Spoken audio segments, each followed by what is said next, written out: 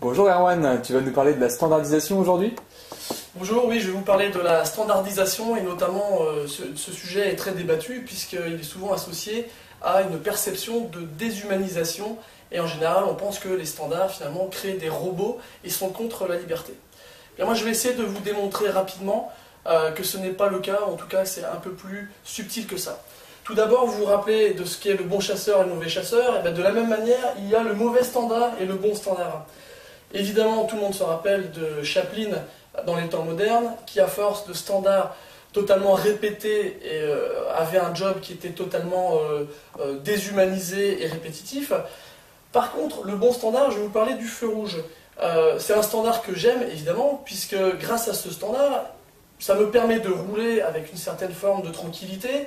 Je sais que si c'est vert, je peux accélérer, si c'est rouge, je dois m'arrêter, et ça fixe des règles collectives. Donc les standards sont bien pour des individus et pour les collectivités.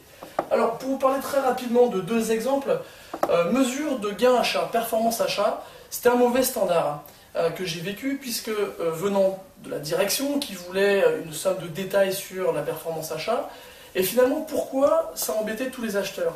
Eh bien parce qu'ils n'étaient ni utiles, ni simples, ni adaptés. En clair, le manque de simplicité, c'était quoi? C'est qu'il fallait utiliser un fichier supplémentaire à chaque commande, donc ça voulait dire que ça changeait totalement le processus des acheteurs. Ensuite, l'utilité finalement pour l'acheteur lui-même était assez maigre, puisque c'était purement du reporting. Donc du coup, ce standard ne lui apportait rien. Et en dernier lieu, adapté, puisque c'était du standard Excel, alors que l'acheteur travaillait sous SAP. Donc vous voyez deux standards qui coexistent, finalement ça ne peut pas marcher. Je vais vous prendre l'exemple de l'arbre des causes, qui lui pour moi était un standard réussi. Pourquoi? Puisqu'à chaque fois qu'il y avait un accident ou un presque accident, les équipes étaient obligées, donc c'était un standard appliqué, de faire un arbre des causes. Il était utile, puisqu'on voulait le non-retour d'événements d'accident. Il était simple, puisque c'était toujours les mêmes types de questions et un processus à chaque étape. Qu'a-t-il fallu pour que ça arrive, etc. Et on allait comme ça de manière arborescente, jusqu'aux causes racines du problème. Troisième point, il était adapté, puisque là je vous parle d'arbre des causes, sécurité, donc toutes les questions pour l'animateur étaient autour de la sécurité. Et bien ça, c'est un standard qui a beaucoup marché, et qui a généré de l'efficacité. À chaque fois, on arrivait à résoudre des problèmes de sécurité vraiment importants. En termes de capitalisation, les équipes ont pris l'habitude de gérer les accidents avec des arbres des causes. Donc il y a une intelligence collective qui est arrivée par rapport à ça. Et je dirais en dernier lieu, une forme de liberté, puisque à partir du moment où ce qui est imposé, c'est de faire l'arbre des causes, dans un deuxième temps, les actions qui sont décidées sont libres. C'est parce qu'on a mis en place un standard sur le processus que derrière, on peut prendre, je dirais, un peu les actions souhaitées par le groupe 1, puisque c'est le standard du process qui garantit l'efficacité de la démarche.